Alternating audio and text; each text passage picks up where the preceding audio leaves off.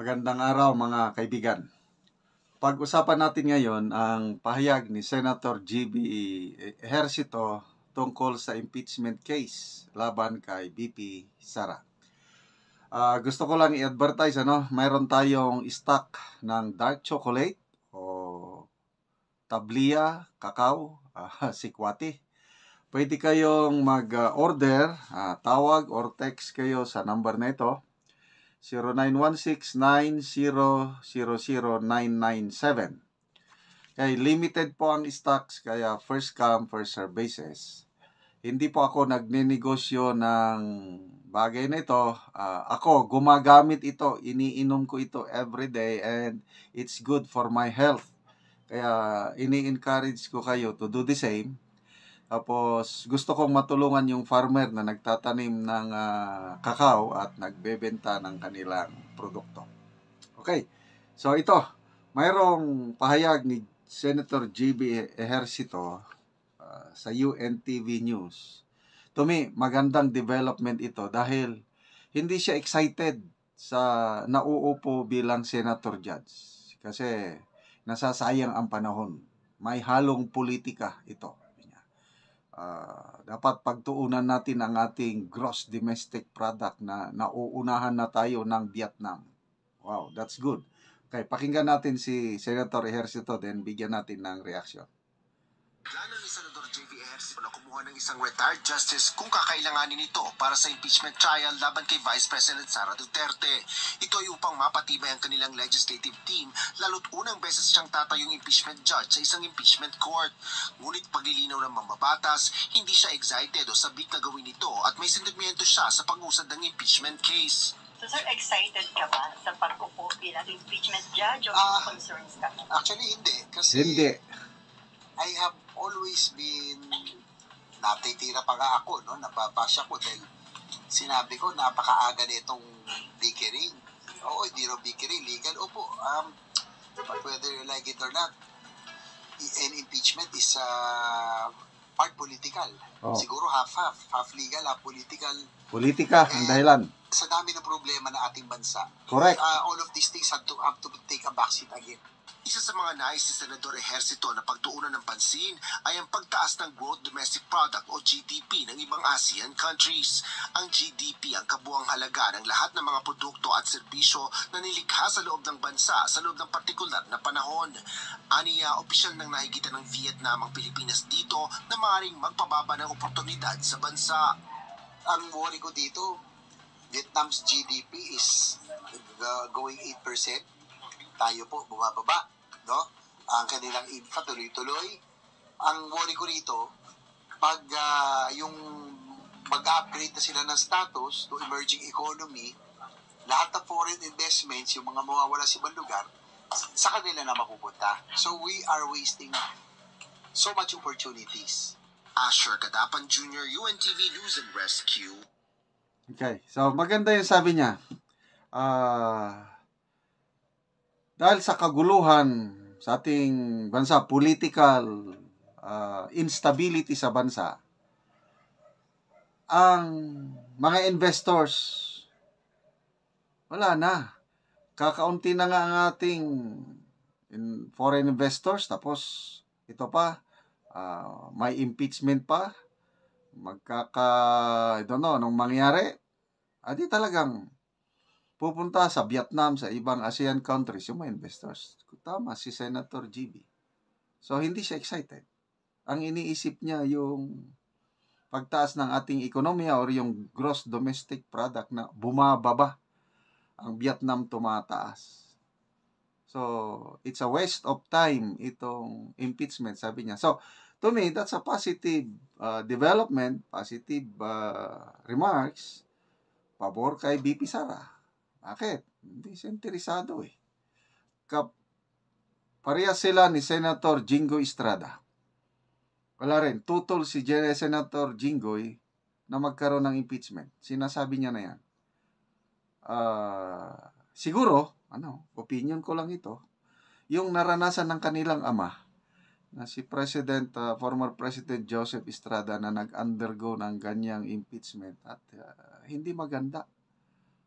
Sabi nga ni Senator Jinggoy, Oh, yung ganyan nangyari, yung impeachment.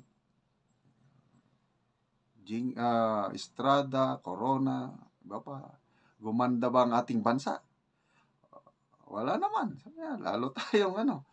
So, marami pang ibang senador na nagpahayag ng kanilang pagkadisgusto sa impeachment. Senator Mig Zubiri. Ayaw din niya. So, ito, Mig Zubiri, Jinggoy, Ejercito, ano yan? Tatawid yan sa 20th Congress. Sino pa? Villanueva, parang ano rin, ayaw din niya. So, 4 silang tatawid. So, pag granting na ang trial, ang conduct na ng impeachment trial, ang 20th Congress, so may 4 na senador na dyan na medyo most likely, analysis, opinion ko lang ito, papabor, boboto ng acquittal ni VP Sara. 4 na yan. Magkapatid na Estrada, Villanueva, Zubiri. So, kailangan na lang natin ng 5 senador. Sino pa? Sana manalo si Senator Bato, Senator Bongo. Ay, nandyan pa si Senator Padilla pala. 5. Nandyan pa si Senator Ligarda. Nandyan pa si Mark Villar. May 7. May 7 na. So, kailangan na lang natin ng 2. So, Bato, De La Rosa, Willie Revillame. Ano rin yan? Malakas din yan. Most likely, ano. So, no worries po. Kaya, tinatawanan lang ni VP Sara itong impeachment case laban sa kanya. Okay, mga kaibigan, salamat po sa inyong palaging panunod sa ating channel. May income tayo dahil sa inyo at ang ating kita sa channel na ito itinutulong natin sa tribong Talaandig sa Bukidnon. Namimigay tayo ng libreng yero at pako para itong tribo makapatayo ng kanilang bagong bahay or ma-repair nila ang kanilang mga sira-sirang bahay. Panoorin nyo ang video na ito na kasama kayo sa pagtulong. Salamat sa inyong panonood, lalo na yung mga hindi nag-i-skip ng ads. So, anagad si Uncle. Padulong na sa iyang balay.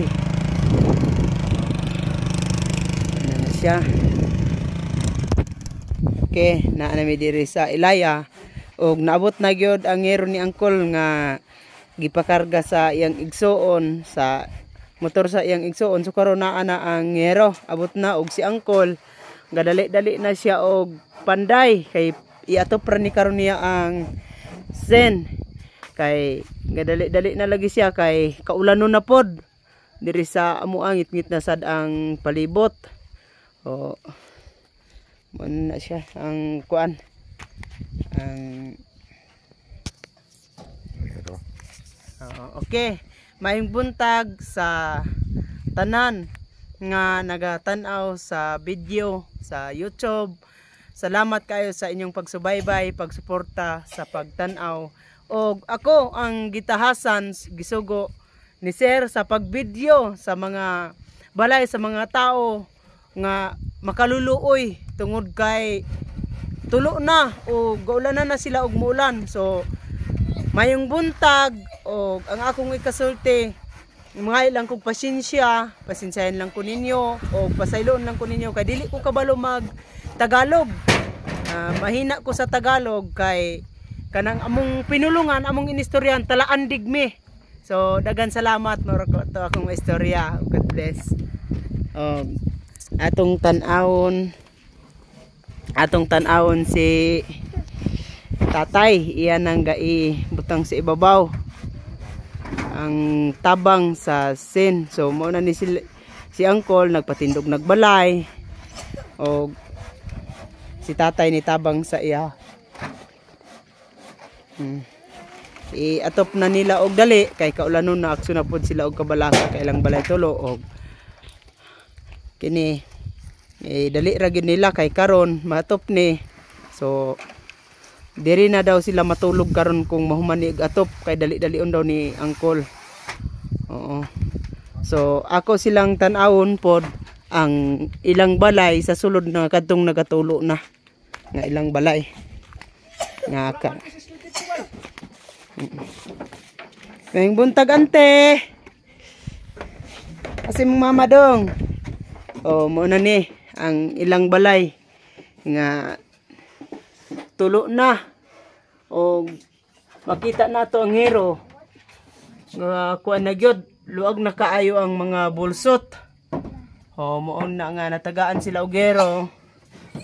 Ay ang ilang balay luoy na gyud kaayo. Oh, gani pag ibutangan ra gani og silupin. Oh, mo na ni siya. Oh, luag na gyud kaayo ang mga bulsot sa ilang balay.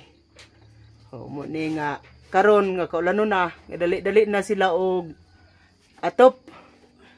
Ay kaulanon na man gyud. Oh, mo na ni ilang karaan nga balay. Luoy gyud kaayo in town. Ilang mga plato, mga bulsot na gyud ang ilang at balay og di na sila ani katarong og tulog.